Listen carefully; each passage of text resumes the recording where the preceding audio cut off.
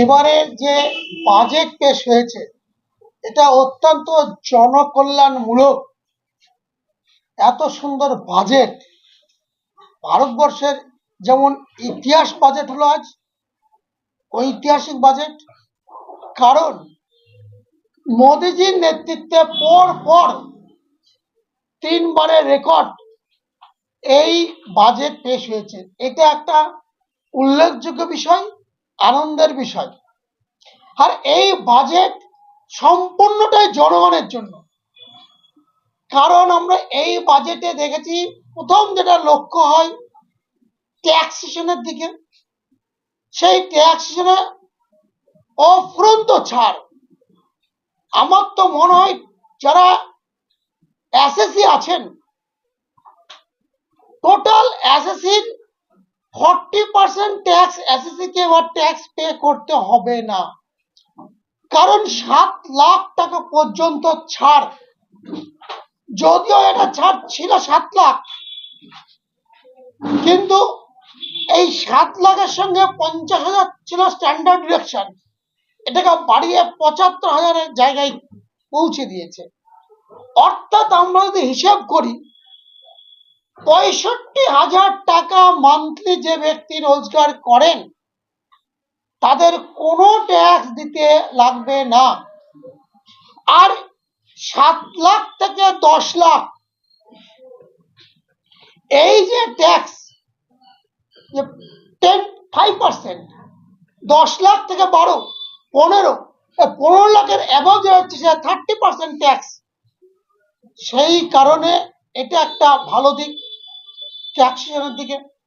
স্বল্প মেয়াদী শুল্কের ক্ষেত্রে সুদের ক্ষেত্রে কোনো ট্যাক্স লাগবে না। 3 নম্বর পয়েন্ট, মানুষের যে আয়ুষ্মান ভারত ভারতবর্ষের মধ্যে পশ্চিমবঙ্গ এখন চালু করলেন না এই রাজ্য সরকার, কিন্তু এবার ক্যান্সারের ক্ষেত্রে 3টে গুরুত্বপূর্ণ ওষুধ যার ওষুধের দাম কমিয়ে দিয়েছে।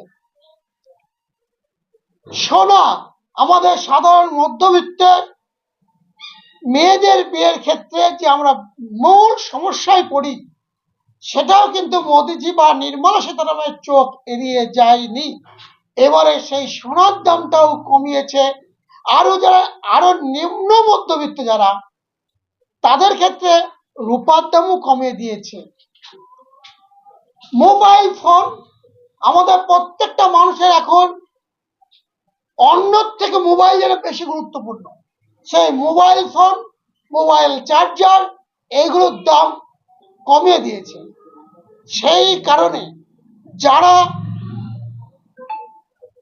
চিৎকার করছেন বাংলা কি পেল, বাংলা কি পেল, আমার কাছে খবর এসেছে আমার গোটা পশ্চিম বাংলা তৃণমূলের কিছু নেতার সাথে সাথে তাদের কিছু চেলাচামুন্ড এই জেলার নেতারাও তারাও কিছুটা সুর চড়াচ্ছেন যে এই বাজেট নাকি এন বাজেট।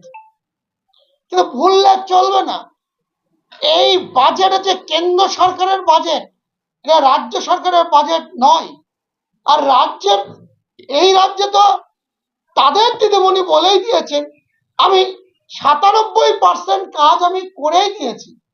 তো যে রাজ্যে কাজ সম্পূর্ণ হয়ে আছে সেই রাজ্যে আর তো কিছু কাজ করার থাকেই না। তবুও সাধারণ মানুষের জন্য, পশ্চিমবাংলা মানুষের জন্য, মুর্শিদাবাদের মানুষের জন্য মোদিজির যে ছাড়, যে উন্নয়নমূলক বাজেট হয়েছে তার জন্য আমরা ধন্যবাদ জানাই। পরিকাঠামোর দিকে নজর দেওয়া হয়েছে। প্রধানমন্ত্রী আবাস যোজনা যেভাবে বৃদ্ধি করা হয়েছে, সড়ক যোজনায় বৃদ্ধি করা হয়েছে, রেল প্রকল্পে বৃদ্ধি করা হয়েছে, পশ্চিমবাংলার টোটাল পরিকাঠামোর জন্য বৃদ্ধি করা হয়েছে। তার জন্য আমরা আজ মোদী সরকারের বাজেট অর্থাৎ নির্মলা সীতারামন যে বাজেট পেশ করেছেন সেই বাজেটকে আমরা গৌরী অভিনন্দন শুভেচ্ছা জানাই।